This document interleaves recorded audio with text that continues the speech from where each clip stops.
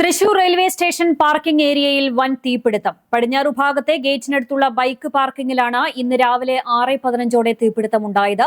Park ചെയ്തിരുന്ന 600-ലേറെ ഇരുചക്ര വാഹനങ്ങൾ തീപിടുത്തത്തിൽ കത്തിനശിച്ചു. ബൈക്ക് ഷെഡ് പൂർണ്ണമായും കത്തിയമർന്നു. മേൽക്കൂരയടക്കം തകർന്നു വീണു. തലനാരിഴയ്ക്കാണ് ദുരന്തം ഒഴിവായത്. ഉയർന്ന വൈദ്യുതി കടന്നുപോകുന്ന ലൈനടക്കം സമീപത്തുണ്ടായിരുന്നു. തീ പടർന്ന് സമീപത്ത് നിർത്തിയിട്ടിരുന്ന ട്രെയിൻ എഞ്ചിനും കത്തി. ഏറെ പണിപ്പെട്ടാണ് അഗ്നിശമന സേന തീ നിയന്ത്രണ വിധേയമാക്കിയത്.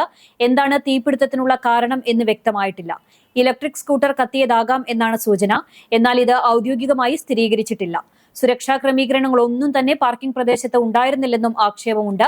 തീപിടുത്തമുണ്ടായ സ്ഥലം സംസ്ഥാന പോലീസ് മേധാവി റവാഡ ചന്ദ്രശേഖർ നേരിട്ടെത്തി പരിശോധിച്ചു. അന്വേഷണത്തിന് വേണ്ടി പ്രത്യേക അന്വേഷണ സംഘത്തെ നിയോഗിച്ചു. അന്വേഷണത്തിന് ശേഷം കൂടുതൽ വിവരങ്ങൾ വ്യക്തമാക്കുമെന്ന് സംസ്ഥാന പോലീസ് മേധാവി അറിയിച്ചു.